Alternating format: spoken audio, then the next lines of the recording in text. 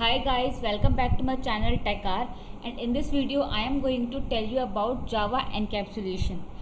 इस वर्ड को या इस उस कॉन्सेप्ट को आपने बहुत बार देखा होगा बट आप इसको स्टडी नहीं किया होगा आपने।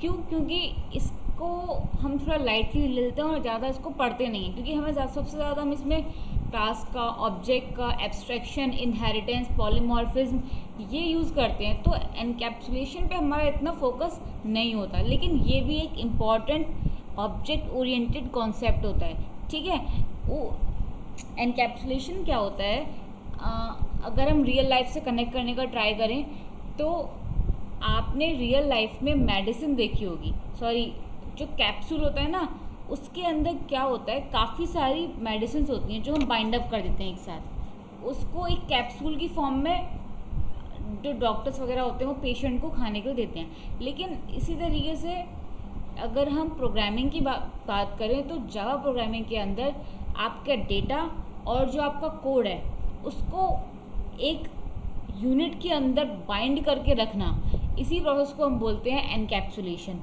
So encapsulation is a process of wrapping code and data together into a single unit। और वो सिंगल यूनिट क्या होती है, आपकी क्लास। आपने अब तक इतनी सारी क्लासेस बनाई हैं, आपने खुद देखा होगा कि हर क्लास के अंदर आप कुछ मेथड देते हो, कुछ वेरिएबल्स देते हो। सो वो आपका होता है एनकैप्सुलेशन। ठीक है, अगर हम बात करें फुल्ली एनकैप्सुलेटेड क्लास की तो वो जावा बीन क्लास होती है। जावा बीन क्लास के अंदर जितने भी वेरिएबल्स होते हैं वो प्राइवेट होते हैं और उनको एक्सेस करने के लिए हम गेटर्स एंड सेटर्स मेथड बनाते हैं, जिसमें या तो हम उसको रीड करेंगे या फिर उसको राइट करेंगे। ठीक है, तो एनकैप्सुलेशन की हेल्प से होता क्या है कि आप अपने डेटा को आउटसाइड वर्ल्ड से या एक्सटर्नल एनवायरनमेंट से सेपरेट करके रखते हो, यानी कि उसको एक आइसोलेट करके रखते हो एक्सटर्नल एनवायरनमेंट से। होता क्या है कि जब भी कोई एंड यूज़र होता है वो किसी एप्लीकेशन के साथ इंटरेक्ट करता है तो उसका जो इंटरेक्शन होता है वो इंटरफेस के साथ होता है। ठीक है, और फिर वो जो इंटरफेस होता है, इंटरफेस के अंदर हम केवल डिक्लेरेशन देते हैं और उनका जो इम्प्लीमेंटेशन होता है वो हम क्लास के अंदर देते हैं। दैट मीन्स कि क्लास ने क्या किया, आपके कोड को और आपके डेटा को एक्सटर्नल एनवायरनमेंट से क्या किया, एनकैप्सुलेट किया, यानी कि बचा के रखा है, अलग रखा है, सेपरेट करके रखा। ठीक है, तो ये होता है आपका एनकैप्सुलेशन। अगर हम बात करें कि इसके एडवांटेजेस क्या होते हैं, देखो एनकैप्सुलेशन में क्या होता है, अगर हम जावा बीन को ले लें तो जावा बीन में क्या होता है, जितने भी वेरिएबल्स होते हैं हम उनको प्राइवेट करते हैं और उसके गेटर मेथड होते हैं, उसके सेटर मेथड होते हैं। मतलब एक होता है उसकी वेरिएबल्स की वैल्यू को गेट करने के लिए और एक होता है उन वेरिएबल की वैल्यूज़ को सेट करने के लिए। ठीक है, तो सबसे पहला एडवांटेज इसका है कंट्रोल ओवर डेटा। मतलब जो भी आपका डेटा है उसके ऊपर आपका कंट्रोल होता है, ये इसका पहला एडवांटेज हो गया। अगर हम बात करें दूसरे एडवांटेज की तो वो हो गया इसका डेटा हाइडिंग। जाहिर सी बात है, आपका डेटा और आपका कोड जब आप क्लास के अंदर रख रहे हो तो उससे क्या हो रहा है, आप अपने डेटा को बचा के रख रहे हो, यानी कि हाइड करके रख रहे हो, जिससे कि एक्सटर्नल एनवायरनमेंट से उसका कोई कनेक्शन ना हो। ठीक है, ईजी टू टेस्ट। अगर आप एनकैप्सुलेशन करोगे तो आपका जो प्रोग्राम होगा या जो आपका कोड होगा उसको टेस्ट करना या उसका जो सॉफ्टवेयर आपने बनाया है उसको टेस्ट करना ईजी हो जाएगा। अब जो एनकैप्सुलेटेड क्लास होती है उसको बनाना बहुत फास्ट होता है। क्यों? क्योंकि उसके अंदर आप कुछ नहीं करते, केवल गेटर मेथड बनाते हो और सेटर मेथड्स को बनाते हो। ठीक है, और इसकी हेल्प से हम क्या कर पाते हैं, दो तरह की क्लास बना पाते हैं। या तो रीड ओनली क्लास आप चाहो तो आप बना सकते हो अगर आपको केवल रीड करना हो, या फिर अगर आपको केवल राइट करना हो तो आप राइट ओनली क्लास भी बना सकते हो। रीड ओनली का मतलब कि आप उसमें केवल गेटर मेथड्स को प्रोवाइड करोगे, राइट ओनली मतलब उसमें आप केवल सेटर मेथड्स को प्रोवाइड करोगे। सो इन गेटर और सेटर मेथड की हेल्प से आपको एक एडवांटेज मिलता है कि आप read only and right only classes को बना सकते हो। ठीक है, अगर इसकी प्रैक्टिकल इम्प्लीमेंटेशन की हम बात करें तो ये एक छोटा सा प्रोग्राम है। इसमें हमने क्या किया है, एक क्लास बनाई है स्टूडेंट। ठीक है, उसके अंदर एक प्रोग्राम बनाया, उसके अंदर हमने एक वेरिएबल बनाया है जिसका नाम है नेम।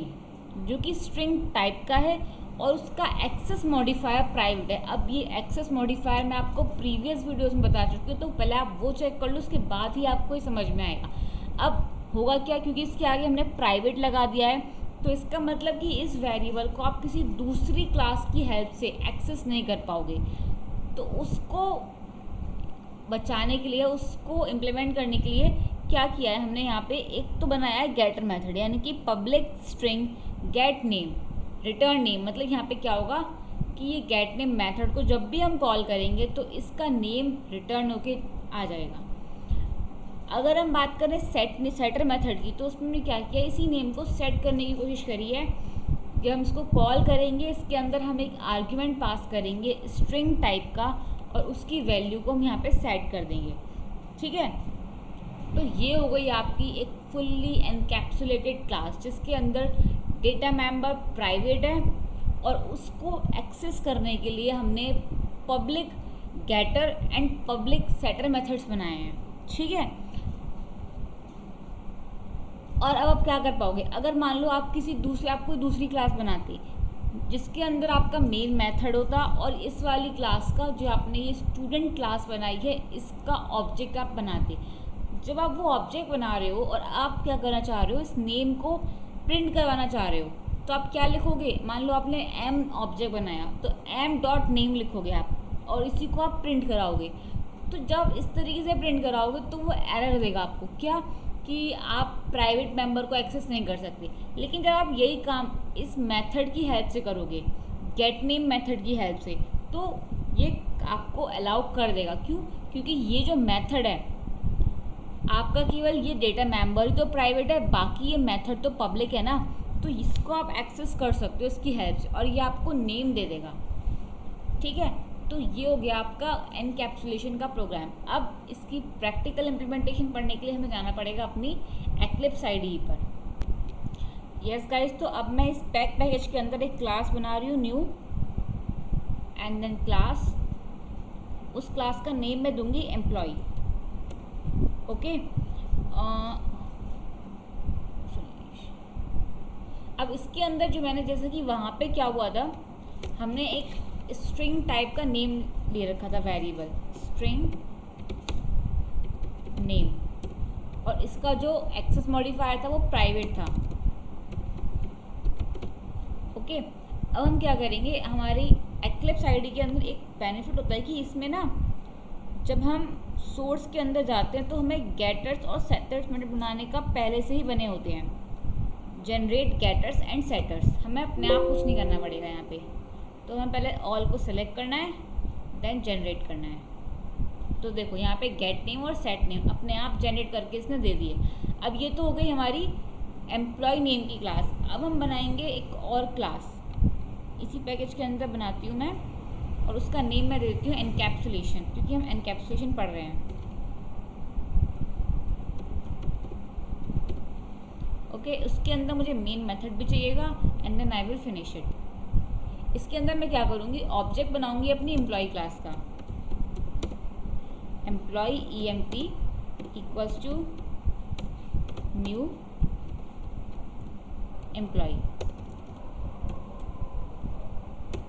ओके, अब मैं इस एम्प्लॉय की हेल्प से पहले तो मैं सेट करूँगी EMP dot set name,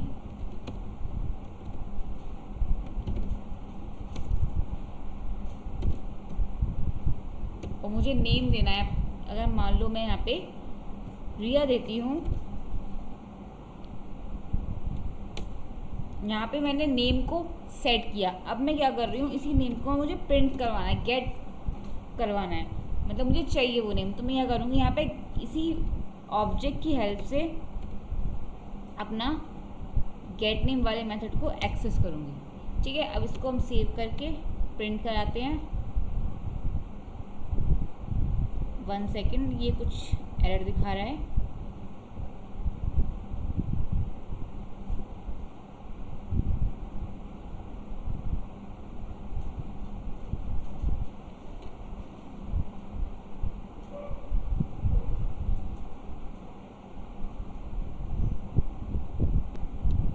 yes guys, तो यहाँ पे हम इसको सेव करके रन करते हैं।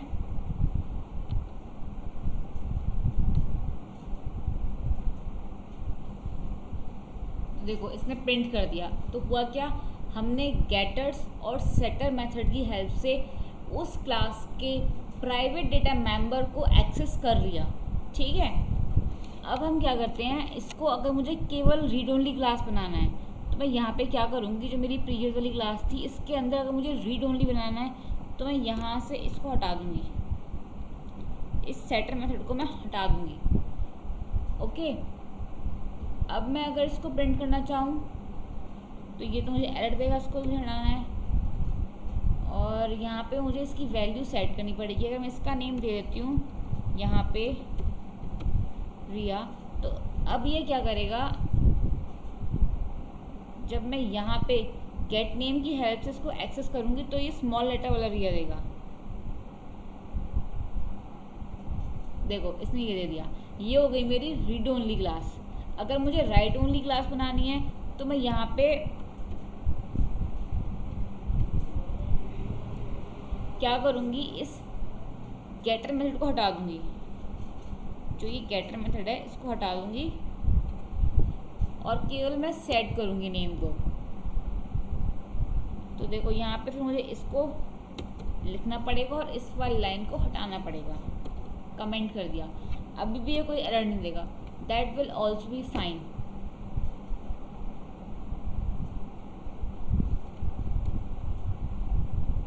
ओके, अब देखो मैं इसको रन करूँगी तो ये इजीली रन हो जाएगा। ओके, तो देखो इसने कोई भी एरर नहीं दी। इसका मतलब कि एनकैप्सुलेशन की हेल्प से हमने गेटर मेथड भी बनाया, हमने सेटर मेथड भी बनाया, उसकी वजह से हम क्या कर पा रहे हैं, अपनी क्लास को read only and right only बना पा रहे हैं, जो कि इसको मेंटेन करना इजी होता है, जिसको टेस्ट करना इजी होता है, जो कि फास्ट होती है। इसके बहुत सारे एडवांटेजेस हैं। Okay, so that's all about encapsulation in Java. Hope you like my video and don't forget to like, share and subscribe my videos. Thank you.